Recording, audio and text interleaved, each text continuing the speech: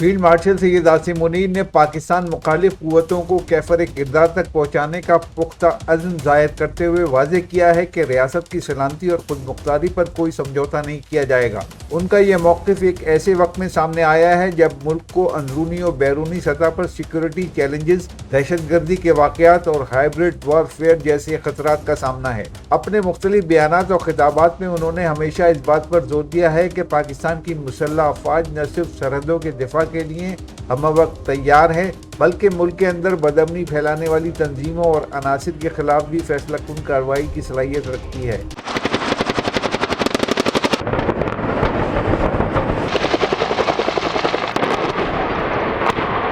ان کے مطابق ریاست کے خلاف ہتھیار اٹھانے والوں، معیشت کو نقصان پہنچانے والوں اور بیرونی ایجنڈے پر کام کرنے والوں کے لیے کوئی نرمی نہیں ہوگی۔ ان کے مطابق قانون نافذ کرنے والے ادارے اور سیکورٹی فورسز مربوط حکمت عملی کے تحت کام کر رہے ہیں تاکہ دہشت گردی کے نیٹ ورک کو جڑ سے اکھاڑ پھینکا جائے۔ فیلڈ مارشل سید عاصم منیر نے ہمیشہ قومی اتحاد اور عوامی حمایت کو بھی کلیدی عنصر قرار دیا ہے۔ ان کے نزدیک دشمن قوتیں پاکستان میں انتشار، لسانی و فرقہ وارانہ تقسیم اور معاشی عدم استحکام پیدا کرنا چاہتی ہیں، لیکن قوم اور افواج کی باہمی تعاون سے ان سازشوں کو ناکام بنایا جا رہا ہے۔ فیلڈ مارشل سید عاصم منیر نے ہمیشہ اس بات کا اعادہ کیا کہ شہداء کی قربانیاں رائے گاہ نہیں جائیں گی اور ہر اس ہاتھ کو روکا جائے گا جو پاکستان کی سلامتی کو چیلنج کرے گا۔ ان کا یہ عزم دراصل ریاستی پالیسی کے تسلسل کی علامت ہے، جس کا مقصد ایک پرامن، مستحکم اور خود مختار پاکستان کا قیام ہے،